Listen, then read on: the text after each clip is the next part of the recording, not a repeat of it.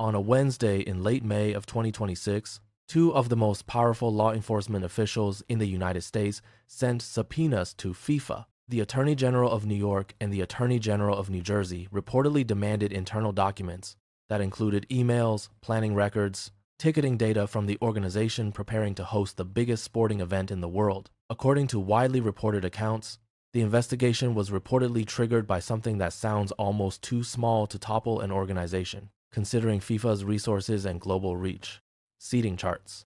This is the story of how a handful of colored maps, shown to millions of fans before they spent their savings on World Cup tickets, allegedly became one of the most consequential consumer scandals in the history of international sport, and how it happened in plain sight, documented every step of the way, with the evidence sitting in FIFA's own published materials. If you love stories about corporate deception, power, and the secrets behind the biggest institutions in the world, click subscribe right now. We bring these stories every week, and you will not want to miss what is coming next. To understand how this allegedly happened, you first have to understand how FIFA sells tickets to the World Cup, because it is reportedly unlike almost any other ticketing system in major sports. In most American sporting events, a ticket corresponds to a specific seat, section, row, number. You know exactly where you are sitting before you pay. According to widely reported accounts, FIFA's system works differently.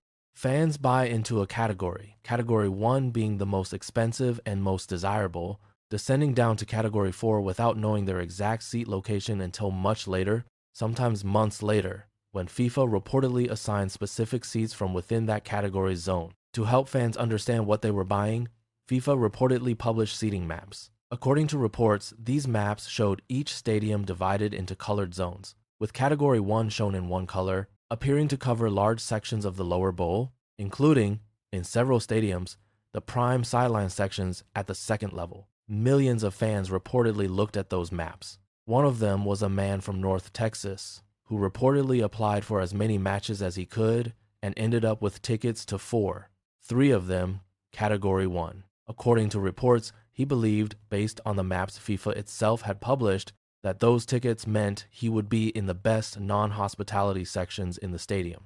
According to widely reported accounts, at the same time FIFA was showing those maps to the general public, it was reportedly also selling something else entirely: hospitality packages sold separately through a different process, reportedly ranging from approximately $2,000 to more than $70,000, depending on the package.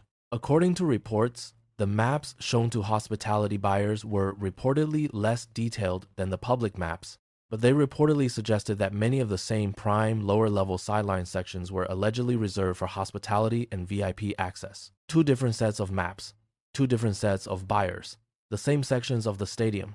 If you are enjoying this story, please hit the like and subscribe buttons now. It helps the channel grow and allows us to keep bringing you stories like this. Thank you. In April of 2026, FIFA reportedly began converting category tickets into actual seat assignments, telling fans, for the first time, exactly where in the stadium they would be sitting. And according to widely reported accounts, that is when things allegedly fell apart. According to reporting from The Athletic, fans who had reportedly purchased Category 1 tickets believing, based on FIFA's own published maps, that they were buying access to the lower bowl and prime sideline sections reportedly received seat assignments in stadium corners, behind the goals, or in upper-level sections. The man from North Texas reportedly opened his seat assignment for one of his Category 1 matches and reportedly found himself nowhere near where the map had shown. According to multiple reports, when journalists reportedly checked resale platforms for tickets in those prime sideline sections that the original maps had shown as Category 1 territory, they reportedly found nothing available in any of them. One journalist reportedly said she could not find a single fan who had received seats in those originally overvalued prime sections. But there was something else, something fans reportedly only discovered when they started comparing old screenshots of FIFA's maps to the new ones. According to widely reported accounts, sections that had reportedly been shown as Category 1, the color fans had paid Category 1 prices for, the color showing on the map at the moment they clicked buy had, at some point in the months that followed, reportedly been quietly recolored. Category 1 became Category 2. According to reports, FIFA had reportedly been updating these maps multiple times over several months, and fans who had purchased early, based on the maps available at the time, reportedly had no way of knowing the map underneath their ticket would later change color. The thing you paid for and the thing the map called it were reportedly no longer the same thing, and nobody had told you. According to widely reported accounts, fans reportedly described feeling misled, taken advantage of, and scammed. One fan reportedly told a journalist he was considering a class action lawsuit.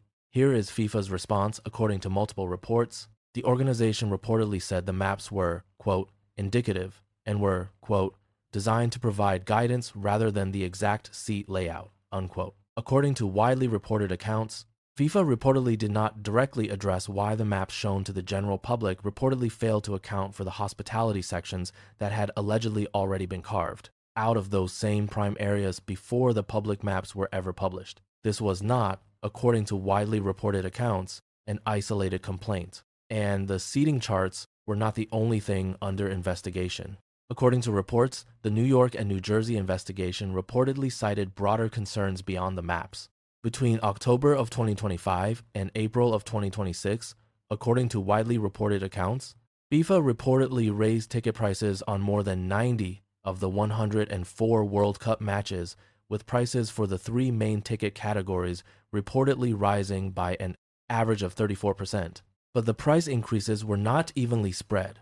According to reports, a Category 1 ticket to the final reportedly cost $10,000 during this period.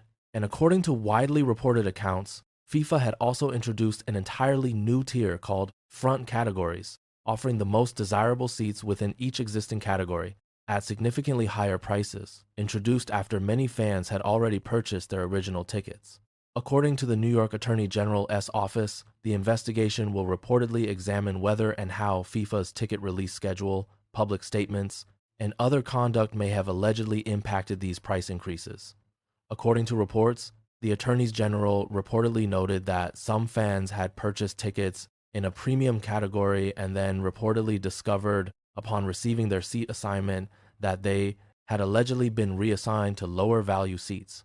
The American investigation was reportedly not the only one. According to widely reported accounts, separately, two consumer advocacy groups in Europe reportedly filed a complaint with the European Commission, alleging that FIFA had allegedly abused a monopoly position over World Cup ticket sales to impose pricing conditions on fans that, according to the groups, would never be acceptable in a competitive market.